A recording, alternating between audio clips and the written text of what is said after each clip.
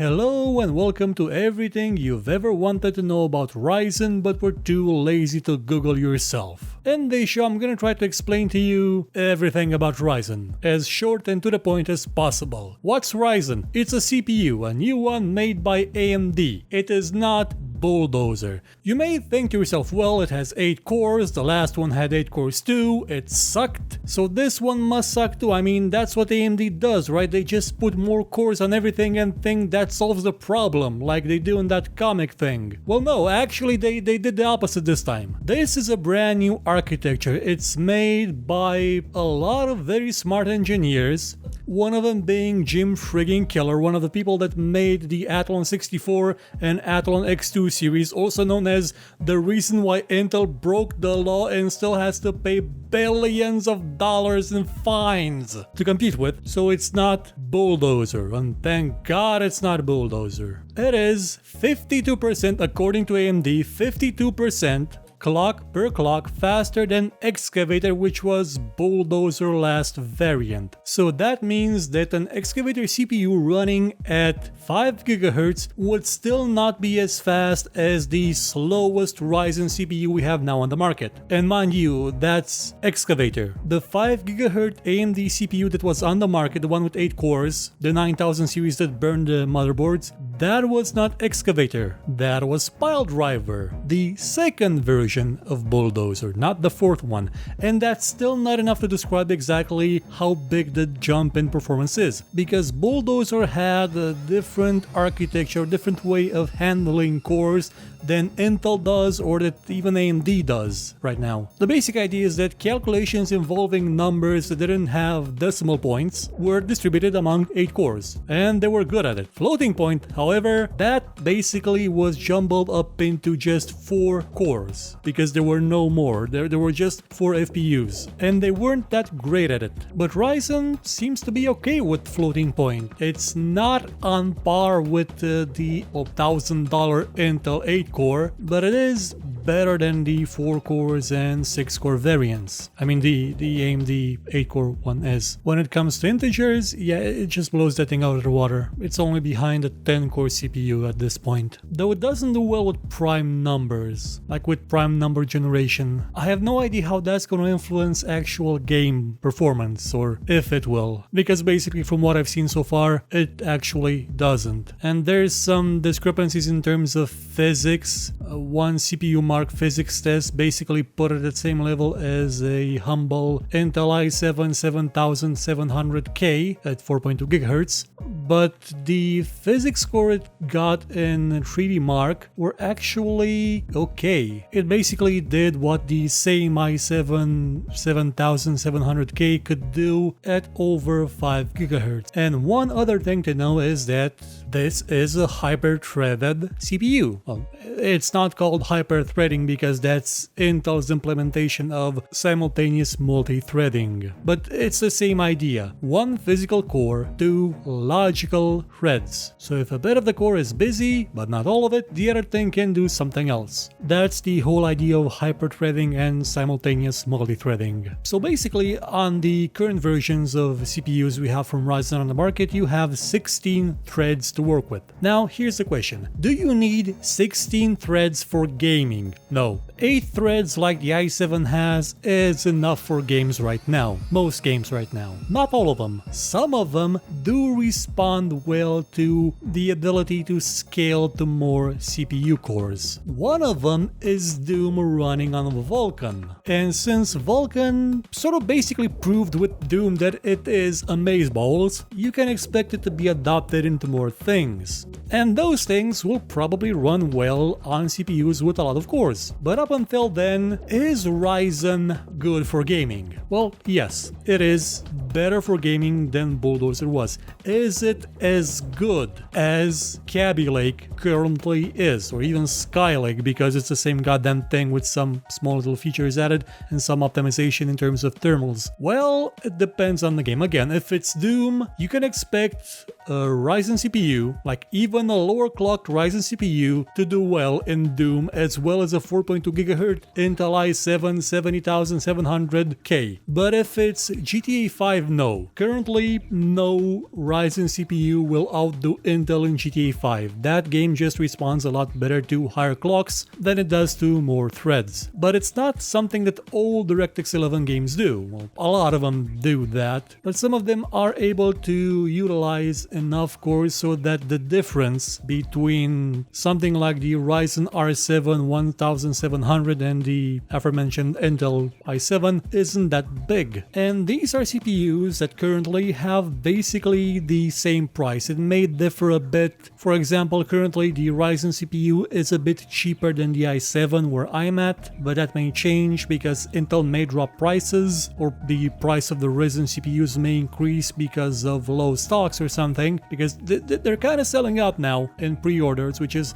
people... I know you want to support AMD and encourage competition, but don't pre-order hardware because you don't know what it may do, how it may handle. For example, some people that pre-ordered Ryzen may not know that if you install 4 memory DIMMs in all the slots and try to run them at max speed, they won't run. Only 2 of them can run at max speed, or you can just put them all at, what was it, 2133 MHz or something, but again, not max speed. That's something that needs to be addressed by AMD. But back to the whole gaming benchmarks. It looks good. It honestly looks good. It is the kind of improvement that we've been waiting for, well, for years. The performance delta between AMD and Intel is really not that big. Sure, it's not negligible, but on average, between a lot of games, you don't have to go with just Intel if you want the best performance. You have options. Then again, even though if games don't actually need 8 cores and 16 threads, if you're a streamer,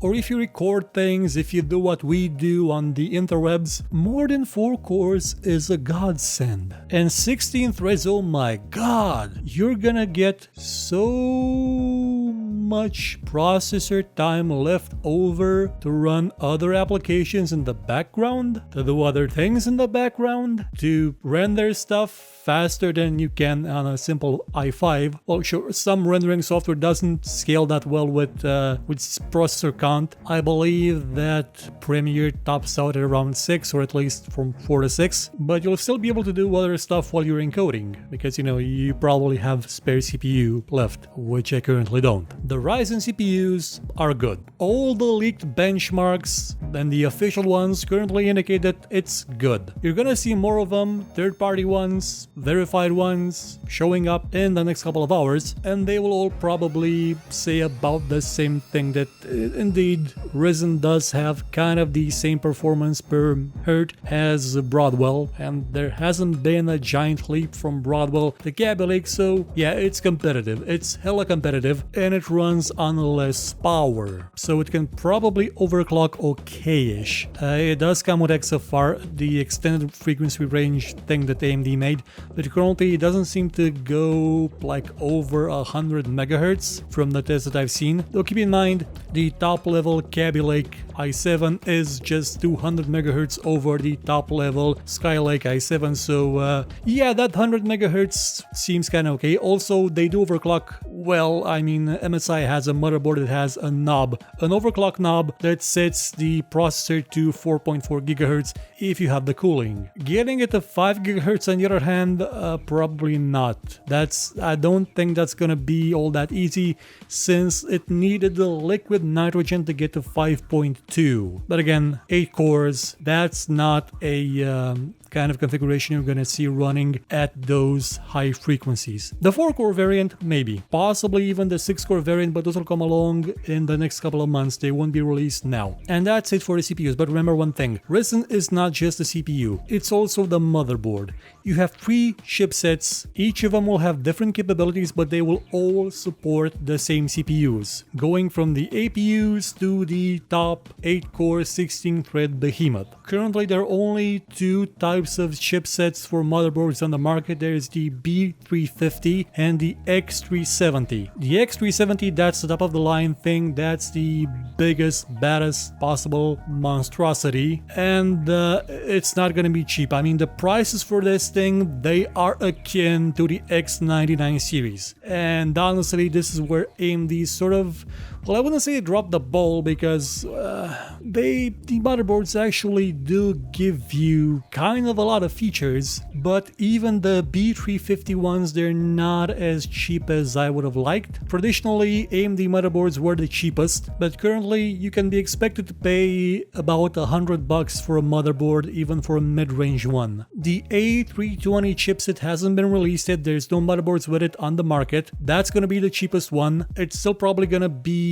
good because I've seen pictures of A320 motherboards that still have an M.2 slot, and there's no official pricing on those motherboards either, but I'm guessing they're not gonna be $100. They're gonna be cheaper because you have less PCI Express lanes, you have less SATA, you have less of everything, but you still have an M.2 slot. I don't even have SATA 3 on my motherboard, and it's also one of the cheap ones. So in terms of complete pricing, well no, AMD is still actually ahead. Now even though the motherboard costs more than you would have paid for it if this were AM3 Plus, you're getting, for the price of an Intel 4-core, you're getting 8 cores. 8 good solid cores. And when they release the R5 and R3, you're gonna have butt cheap 4-core CPUs and hella cheap 6-core CPUs with 12 threads. 6 cores, by the way, that's enough for gaming. 6 cores, 12 threads, that will saturate with draw calls any video. Well, not sure about the new Vega,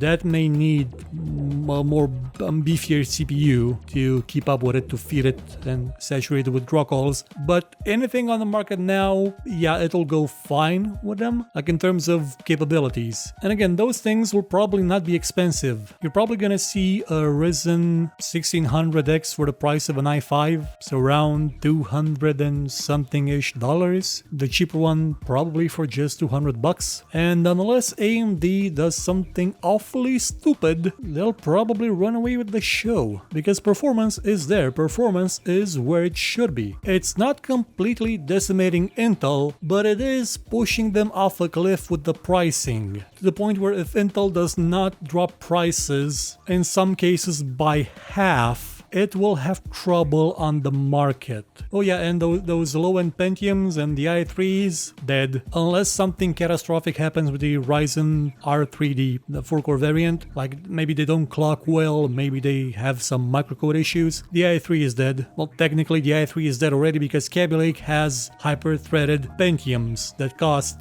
$50. So, that is basically all you need to know about Ryzen. Simply put, it's a fantastic time for the CPU market. You're gonna get some fantastic prices for CPUs in about 2 months, and superb prices for motherboards as well. And yeah, everything's gonna be amazing. Everything truly is awesome. Unless they collude and do price fixing and screw us all over again. Or AMD's success goes to their heads and they launch a $1,000 CPU for no reason. But they haven't. Like the top end, the most powerful one is just $500 without a cooler. So if you've bought a Ryzen CPU, tell us in the comments how you like it. And if you're from AMD, please send us one. We'd like to do some proper testing. Thank you for watching this show. If you enjoyed it, please consider watching some of our other videos and maybe sharing them or giving a thumbs up if you feel like it. And if you really liked what you saw, please check out our Patreon page. For just $1 a month, you could help us make much better shows and get some rewards in the process. Or you could consider buying my book called Tale of Doom. Volume 1 is out now and available for just $2. And as always, if you thought it was horrible, you know where to find me and complain about it.